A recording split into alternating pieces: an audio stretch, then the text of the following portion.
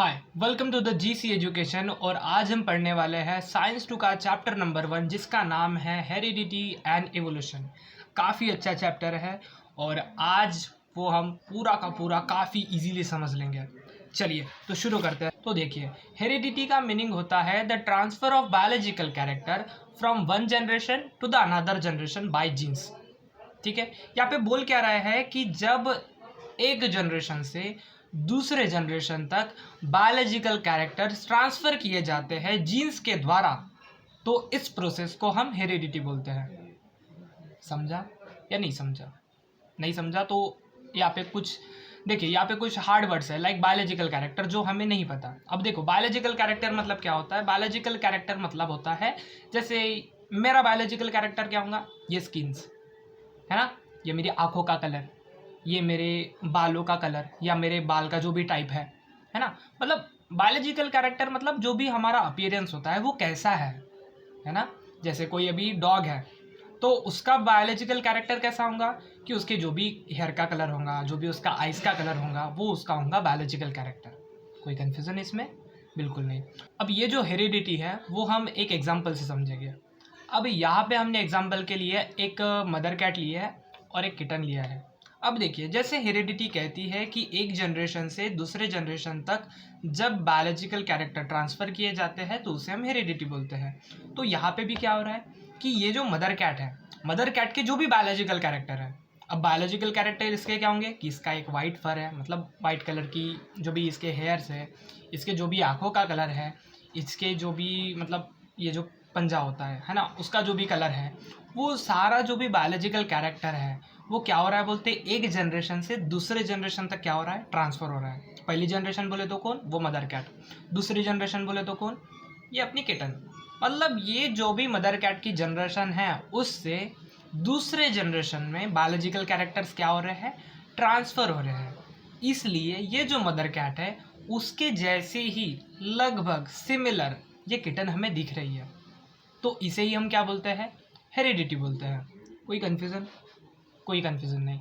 लेकिन प्रॉब्लम यहाँ पे ये है कि ये जीन्स क्या होते हैं, है ना। मतलब देखिए, जीन्स माने वो वाले जीन्स नहीं जो हम पहनते हैं। मतलब कैसे, ये जो जीन्स वर्ड है वो हमने ऑलरेडी पढ़ चुका है 9th क्लास में, लेकिन 10th में आते आते वक्त हो जाता है, थोड़ा हम भूल जाते हैं, है ना। तो जीन्स देखो, आखिरकार जीन्स होते क्या है? तो जीन्स जो होते हैं इसे हम कहते हैं कि gene is a segment of DNA. कि जीन जो है वो एक डीएनए का टुकड़ा है। मतलब ये तुम्हारा डीएनए है और इस डीएनए का अगर हम छोटू सा टुकड़ा अगर निकालें तो इसे हम बोल देंगे जीन। ठीक है, इसमें कोई कन्फ्यूज़न नहीं है। हमने बस बोला कि ये तुम्हारा डीएनए है, इस डीएनए का अगर हम छोटू सा टुकड़ा निकाल दें तो इसे हम जीन बोलेंगे, दैट्स इट। इसके ऊपर भाई इसका कुछ नहीं है, इतना ही है इसका साइंस। ठीक है, लेकिन प्रॉब्लम फिर से आती है कि सर ये डीएनए क्या है ना। मतलब अभी देखो, अभी इसके आगे यही सब कुछ है, डीएनए, आरएनए, है ना, जीन्स। तो हमें पता तो होना चाहिए कि ये डीएनए कहाँ पे रहता है। अब हमें पता चला कि जीन क्या होता है, हमें पता चला कि जो जीन होता है वो डीएनए का एक छोटा सा टुकड़ा होता है। अब हमें ये भी तो पता होना चाहिए कि ये डीएनए कहाँ पे होता है। क्या ये स्किन में होता है? क्या ये लीवर में होता है? क्या ये हार्ट में होता है? क्या ये ब्रेन में होता है? ये सब कुछ तो हमें पता होना चाहिए ना। तो इसके लिए हम थोड़ा बेसिक में चलते हैं। बेसिक में अगर हम आए तो हमें पता चलता है कि हमारी जो पूरी बॉडी होती है, जो भी हमारी पूरी बॉडी है, सर से लेके पाँव तक जो भी हमारी पूरी बॉडी है वो किससे बनी हुई है? सेल से बनी हुई है। ये तुम्हें 7वीं 8वीं से पढ़ाते आए हैं तुम्हारे टीचर्स। ठीक है, कि हमारी जो बॉडी है वो पूरी किसके द्वारा बनाई गई है? सेल्स के द्वारा बनाई गई है। अब ये जो सेल्स होता है ना, उसके अंदर एक छोटू सा चीज़ होती है, न्यूक्लियस, जो तुम्हें पढ़ाया गया है कि सेल के अंदर न्यूक्लियस होता है। याद करो, जब तुम 8वीं में थे या 9वीं में थे तो तुम्हें बताया गया था कि ये जो सेल होता है उसके अंदर क्या होता है? न्यूक्लियस होता है। अब ये जो न्यूक्लियस होता है ना, इसके अंदर क्या होता है? क्रोमोसोम होता है। ठीक है, ये क्रोमोसोम जो है वो तुम्हें 9th क्लास में पढ़ाया था काफ़ी अच्छे से। तो ये जो क्रोमोसोम होता है उसके अंदर क्या होता है? डीएनए होता है। और यही डीएनए का छोटा सा टुकड़ा मतलब कौन? जीन। कन्फ्यूज़न है या क्लियर हो गया? अभी कन्फ्यूज़न है क्या डीएनए क्या था? बिल्कुल नहीं। अभी हमें पता है कि डीएनए कहाँ पे है। तो डीएनए कहाँ पे है? हमारे क्रोमोसोम में। क्रोमोसोम कहाँ पे है? हमारे न्यूक्लियस में। न्यूक्लियस कहाँ पे है?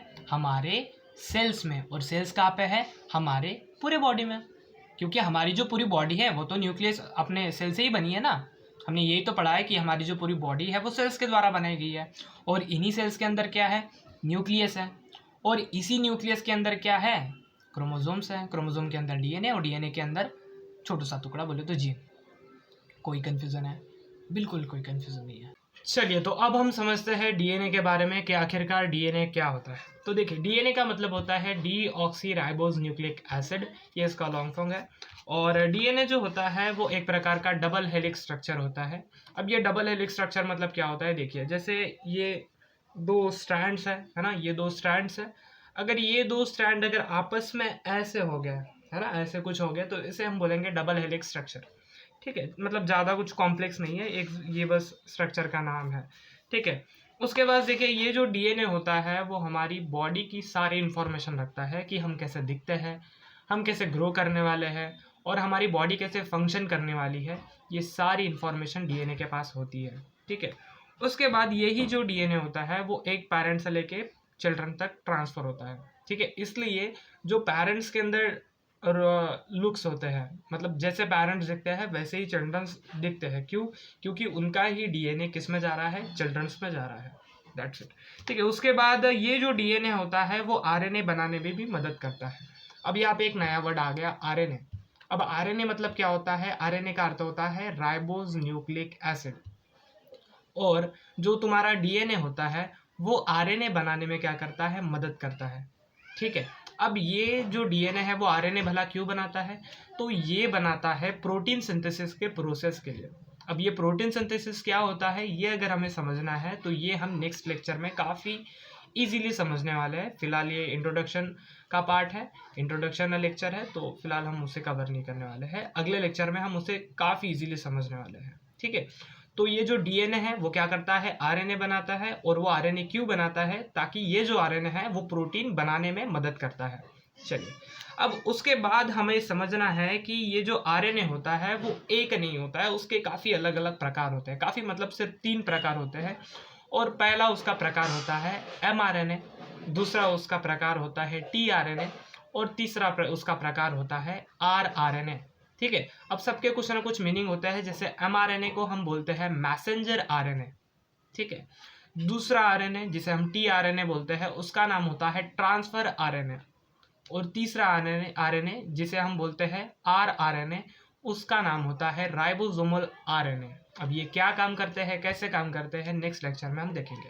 ठीक है, अब इसके बाद हमें समझना है कि न्यूक्लियोटाइड क्या होता है। अब ये जो न्यूक्लियोटाइड होता है वो मेनली 3 चीज़ों से बनाया जाता है। एक होता है शुगर, दूसरा होता है फॉस्फेट ग्रुप, और तीसरा होता है नाइट्रोजनस बेसिस। ठीक है, अब डीएनए में ये न्यूक्लियोटाइड अलग होंगे, आरएनए में अलग होंगे। ठीक है, अब देखिए, जब हम डीएनए की बात कर रहे हैं तो उसमें जो शुगर होगा उसको हम बोलेंगे डीऑक्सीराइबोज। क्या बोलेंगे? डीएनए में जो न्यूक्लियोटाइड होगा उसका जो शुगर होगा उसको हम बोलेंगे डीऑक्सीराइबोज। हमने क्या बोला कि न्यूक्लियोटाइड जो है वो 3 चीज़ों से बनता है ना। कौन सी 3 चीज़ें? एक है शुगर, दूसरा है फॉस्फेट ग्रुप, और तीसरा है नाइट्रोजनस बेसिस। ठीक है, तो डीएनए में जो शुगर होगा उसको हम बोलेंगे डीऑक्सीराइबोज। कुछ कंफ्यूजन है क्या? कुछ भी कंफ्यूजन नहीं है। लेकिन आरएनए में जो शुगर होता है उसको हम बोलेंगे राइबोज। ठीक है, अब सेकेंड पॉइंट क्या है कि phosphate group. Second point, DNA में जो फॉस्फेट ग्रुप है सेम वही फॉस्फेट ग्रुप अपना आरएनए में होता है, इसमें कुछ भी कंफ्यूजन नहीं है। थर्ड क्या है? Nitrogenous bases. अब जो डीएनए में नाइट्रोजनस बेसिस होते हैं वो ही आरएनए में होता है, लेकिन बस एक चीज चेंज हो जाती है। तो वो क्या है? देखिए, डीएनए में ATGC नाम के नाइट्रोजनस बेसिस होते हैं। ए बोले तो एडेनिन, टी बोले तो थाइमिन, जी बोले तो गुआनिन, और सी बोले तो साइटोसिन। ये नाइट्रोजनस बेसिस डीएनए में होते हैं। लेकिन आरएनए में टी के जगह पे यू आ जाता है, मतलब यूरासिल। मतलब आरएनए में हमारे पास क्या होगा? AUGC, मतलब एडेनिन, यूरासिल, गुआनिन और साइटोसिन। तो अब ये जो आरएनए है उसके पास क्या नाइट्रोजनस बेसिस है? वो ही है, बस एक चेंज हो जाता है। वो एक कौन है? वो है थाइमिन। यहाँ पे थाइमिन की जगह पे यूरासिल रहेगा। ठीक है, मतलब डीएनए में क्या था? ATGC था, तो आरएनए में क्या रहेगा, AUGC, मतलब एडेनिन, यूरासिल, गुआनिन, साइटोसिन। बस इतना ही, इसके ऊपर कुछ नहीं। ठीक है, मैंने क्या बोला शॉर्ट फॉर्म में समझ लो कि मैंने बोला कि न्यूक्लियोटाइड जो है वो 3 चीज़ों से बनाया जाता है, शुगर, फॉस्फेट ग्रुप और नाइट्रोजनस बेसिस, यही मैंने बोला। ठीक है, और उसके बाद मैंने बोला कि डीएनए में अलग रहेगा, आरएनए में अलग रहेगा। ठीक है, डीएनए में जो शुगर होगा उसको हम डीऑक्सीराइबोस बोलेंगे, आरएनए में जो शुगर होगा उसको हम राइबोस बोलेंगे। फॉस्फेट ग्रुप दोनों में सेम रहेगा, मतलब जो फॉस्फेट ग्रुप डीएनए में है वही सेम फॉस्फेट ग्रुप आरएनए में होगा।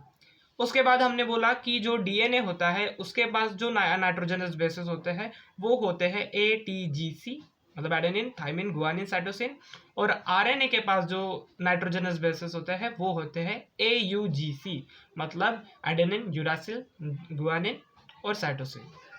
So thank you so much बच्चों आज का वीडियो देखने के लिए, और अगर आपको आज का वीडियो पसंद आया होगा तो प्लीज़ आप अपने दोस्तों के साथ ये शेयर कर सकते हो। एंड ये इंट्रोडक्शन लेक्चर था, इसके बाद हमारा लेक्चर नंबर 1 आने वाला है, तो वो देखना काफ़ी ज़्यादा इंपॉर्टेंट है, इसलिए चैनल को सब्सक्राइब कर लेना। और अगर आपको वो वीडियो का अगर पॉपअप दिख रहा है तो अभी के अभी उसके ऊपर क्लिक कर लीजिए, क्योंकि मैं आपको वहीं पे मिलूँगा। Bye bye.